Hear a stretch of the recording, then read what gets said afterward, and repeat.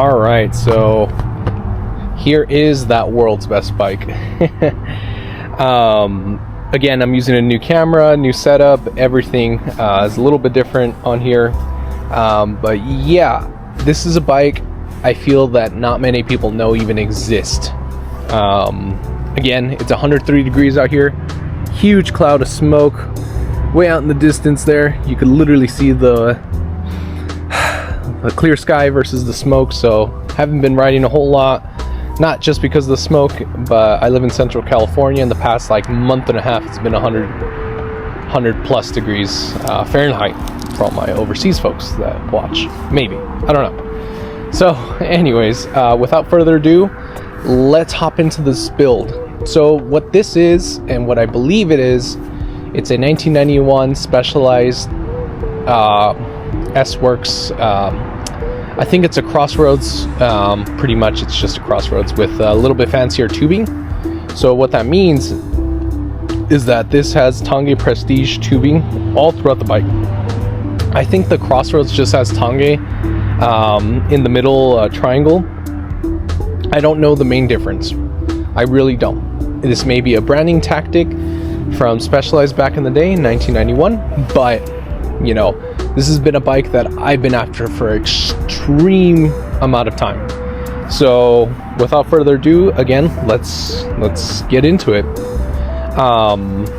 This frame accommodates 700C wheels back in 1991 with cantilever brakes, very ahead of its time. And yes, everyone's gonna say, oh, Bruce Gordon did it first, or any of these other hybrid or kind of I guess hybrid type mountain big wheeled bikes. I know Mountain Goat had one. I'll throw them up on the screen as I'm talking about this, but and I almost bought one. Sad enough I didn't, because couldn't afford it, but this one I could afford. The story on this goes, it landed in a bike shop on somewhere towards the East Coast. Someone reached out to me saying that they're going to donate it to that. The gentleman was kind enough to let them know, hey, I can't ship this.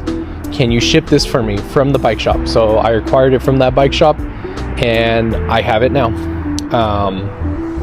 With this being such a rare bike, I threw out a number, they accepted, and I got it here.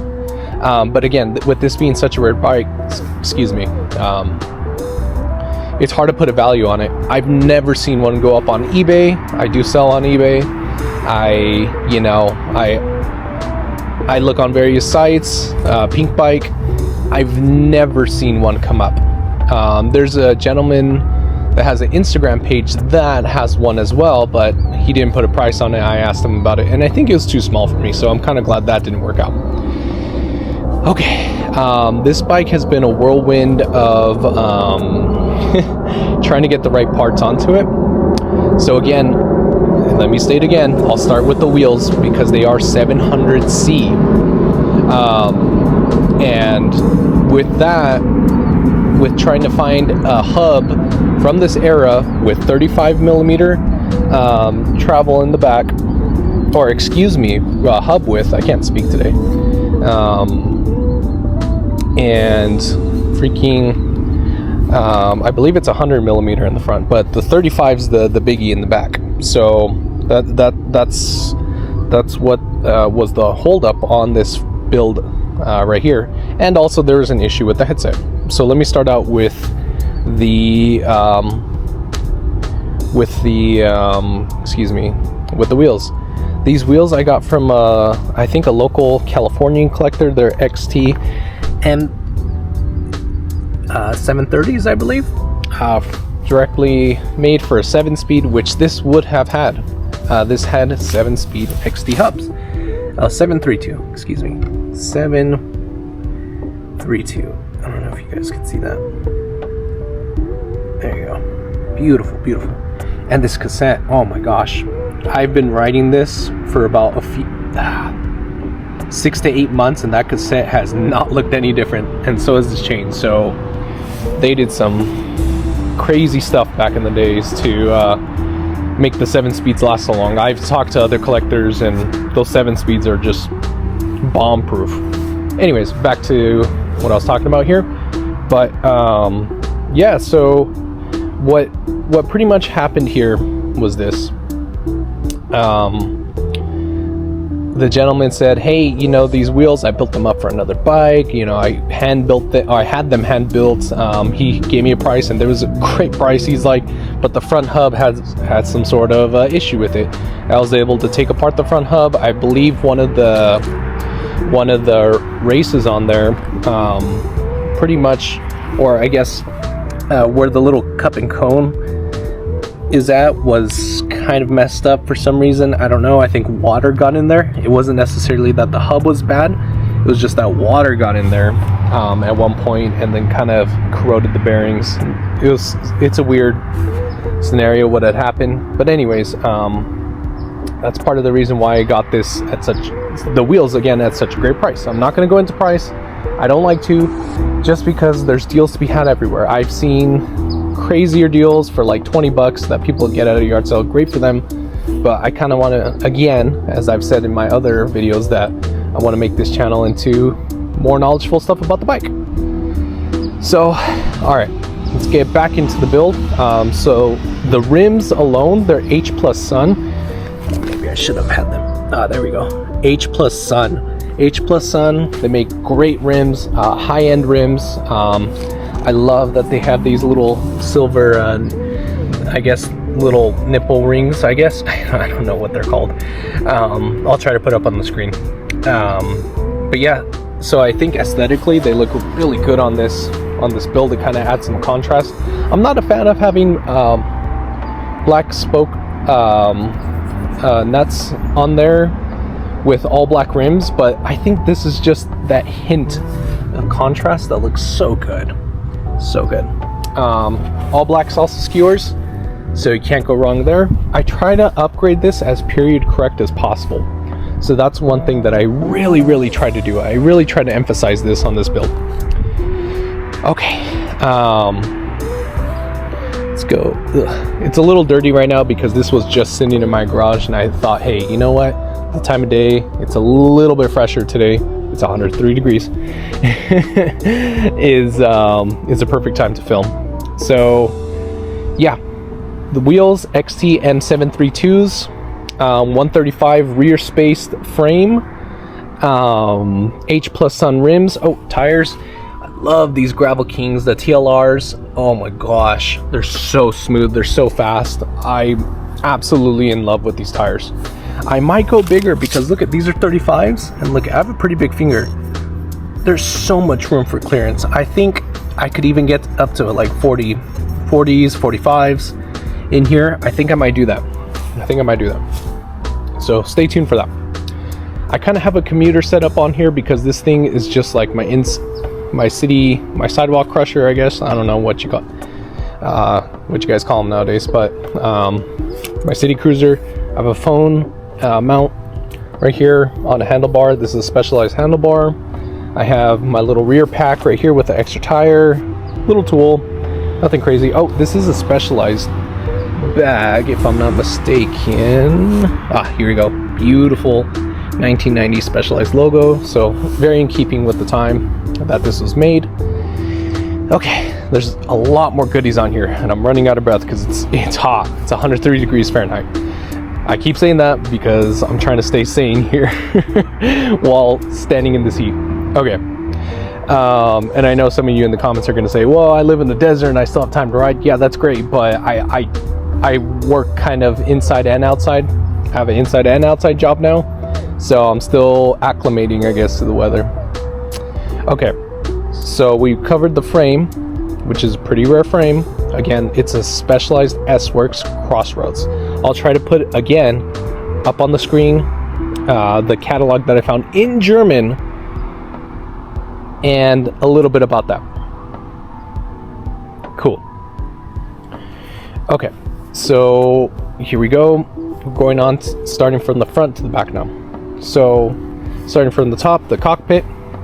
I have these really nice vintage Onza, the little porcupine guy. Grips right here. I don't know which model, so don't ask me. I don't like to put end plugs because I think they get nasty.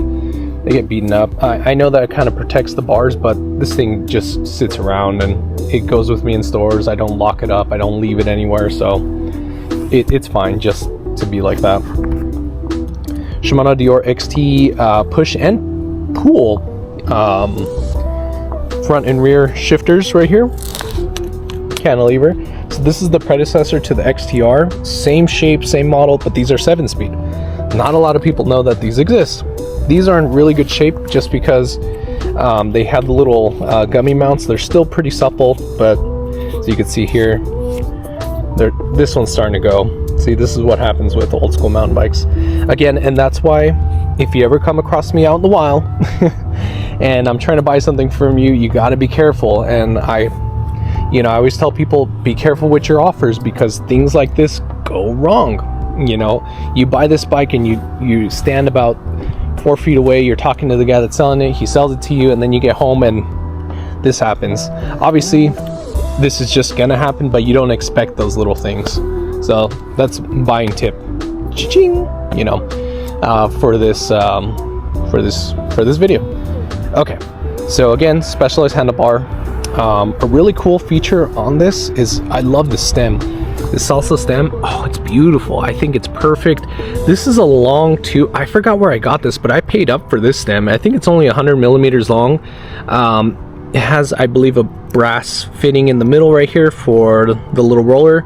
I want to put a brass roller on here because this one's plastic, and I hear that after a while these things break. I don't know how old this, I think this is from the early 90s too.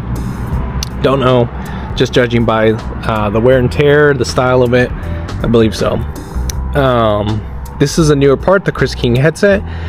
This was one of the things, or one of the parts on the bike that for some reason didn't want to go right. I had the original headset on there, but so if you see here, these two nuts right here, 1 and 2, these are your grip nuts, and pretty much they hold together, right? Chris King uses a slightly different setup, and the reason why I'm going into that is because the specialized one that I had on there failed. Yeah, so it failed when I was riding. I was trying to press the front brakes and the rear brakes at the same time. I think I do a good job of doing that, but it just straight up failed. Sorry, I'm looking at something else. I'll talk about it right now.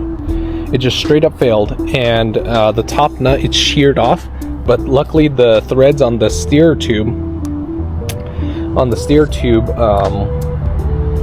so there's threads up here, right? But luckily the threads stayed intact and nothing broke on the fork, so I was really happy about that, and I was like, okay, I could get another headset. So what I did is I bought this one used, this Chris King 1-inch headset, but what I did, this is a slightly different system to where this doesn't grip onto this nut, funny enough. It has another sleeve inside that it pinches, and that's how you get your hold, your heavy hold on there for your headset. It has worked wonders. It saved my butt just because the steer tube is not that long. What I think happened to this bike, and the reason why I got it at such a great deal, was because I think the steer tube was a little bit longer, and they had spacers on it, but they didn't sell me those spacers, so I had to, play around with my own spacers. Again, 1990s parts, it's that time when they start to go out. It's been 9 years. Oh gosh, it's been 34 years. This bike's 34 years old. Crazy. So anyways, yeah, things start to happen. So, that's another reason why to, make sure that you, get a good price for, your vintage bikes, because you don't know what's wrong with it. I didn't know what was wrong with that, and I found out the hard way that it broke. But anyways, this Chris King headset, love it, solved that. So if you have a shorter steer tube with smaller threads, which obviously this fork belongs to this bike, then you're going to want to go with this Chris King headset. Okay, sorry, enough about that. Another thing that we'll go into the next part of this build. I believe this is PsychoWorks. This is a little yoke for these brakes. They're cantilever brakes, so you need a little yoke. I think this is actual glass, so it's just such a nice little touch. it adds a little bit of that 90s oomph to this build. But yeah, I had to give a shout out to CycleWorks on their own, because they made such cool products back in the day. That's why I love 90s mountain bikes and 90s bikes in general. They were way ahead of their time. You know, it was only like a niche, whatever, select few that actually liked these things. And, you know, I think they did them dirty, you know, with, I don't know, with the early 2000s bikes. There's this huge fallout between steel. There's some guys that were still making cool stuff, but I want to say the industry in general went to, you know, thin tires, as light as you could get it, you know, as quick as you could push them out. You know, as everyone knows, you know, Gary Fisher went to Trek, and Bontrager went to Trek. You know, a lot, you know what I mean? The push for industrialism in bikes took away creative parts like that. That's all I'm gonna say. So I think that there's a renaissance of people making cool parts again. I love that. I dig it. I hope it continues. Anyways, the next stop on this parts list right here on this bike is this super sick set of Grafton brakes. So these are the front. Walk up here. These are the rear. Lovely set of brakes. Lovely set of brakes. But yeah, oh my gosh, I want to give a shout out to John Grafton. I think I have him on Facebook, so I'll be tagging him, I think. He did a great job with these brakes, and I think that, you know, they're gonna stay on this bike unless I find something a little bit with more stopping power. These are 90s brakes. I'm not saying that they're bad, but it's just they're 90s brakes. Even with the best brake pads, the evolution of brakes has gone in the right direction, I'll say that. Okay, so Grafton brakes, CycleWorks cable yoke right here for your cantilevers, Cockpit's taken care of. We'll go a little bit quicker now. C-post, this is a, I'm trying to think, 26.8 C-tube. So this is a first generation Syncross. So you could see here, you could tell by the top plate being directly screwed into. There's no other nut on the top of this, so pretty rare item on its own. I think this is from the early 90s, late 80s, in that pivotal time period where this thing came from. So fits the build great. One thing I do want to point out, these Jaguar little extended cable ends right here, they're so good to have. Just get them. If you have an older mountain bike, just get them. They save the frame from being cut up, and anyways, just get them. The reason why I say that is because sometimes with a lot of these older builds, these cable routes were not really thought of that well. They were thought of, but for some reason the cables like to bend this way. See, as you can see here, it's going out that way. So these little plastic extender guys, they allow for smoother travel. They don't allow for rubbing on the cable stops on the frame, so, or the cable ends or whatever have you. So they help out a lot. Just get them if you're working on 90s mountain bikes. Love them. They've helped my brake performance substantially. Okay, group set, it's all matching 7-speed Dior XT. Nothing really too different about that. The Bike Doctor MD. If anybody knows where that zip code's from, 410, let me know. Want to know a little bit more about the history of this. So, yeah. Alright, continuing on, sorry. My camera got cut. I got a phone call, and I guess my camera freaked out because they're connected. Anyways, again, I'm using a new camera setup. Alright, so continuing on this build, I have these really lovely top line cranks. They're 172.5. I don't know if you can see that. Very rare size. Usually everything's 175 from this era. People back in the day believed, oh, the longer cranks, the more of the stroke. There's some truth to that, but You know, shorter cranks just feel so much better to me. I'm a taller guy. I'm not small. I'm like 5'11"-ish. So, yeah. And I still like shorter cranks. They just feel great, especially for like city riding, not pushing too hard. I think these cranks look so good on this bike. So I threw that on there. I threw on a lot of these bolts right here just to stop moisture from coming out or for going into the frame. They're like rack bolts, so you can put your whole rack set up, put some bags everywhere, whatever have you. Rear derailleur time, again, matching Dior XT 7-speed rear derailleur. I got these really cool, I don't know if they're Ringley or whatever, jockey wheels. So if you know what they are, let me know. I think they came with the rear derailleur. So anyways, without further ado, I think I covered pretty much everything on this build. It has gotten a little darker out. Sun's getting real low. Don't sue me, Marvel. All right. So yeah. I also want to get into a little bit about this bike a little bit. So to me, this is the best bike in the world. I'm gonna go back to when I started this video because number one, 700C wheels. Boom, 29er 700C wheels. That's where we're at. I know there's 36C wheels now, but I don't think that's gonna stick around. It just looks goofy. Anyways, sorry to put you down, you 36, or I don't even know what the heck. There's huge tires now, huge rims, whatever. Sorry to put you down. Anyways, 700C 29er. It's on a steel frame, too. Very smooth, very fun, very fast feeling bike. Very compliant. It just moves when you want it to. This group set works great on here. It does everything I needed to do for the city. I would probably never take this on a hard trail, maybe on a very light gravel trail, or bike trails or whatever have you. That's what I would do. I would not take this on a hard trail because it's a 90s mountain bike frame. It came from the East Coast. There's probably rust inside the tubes. I treated it for rust inside the tubes, but I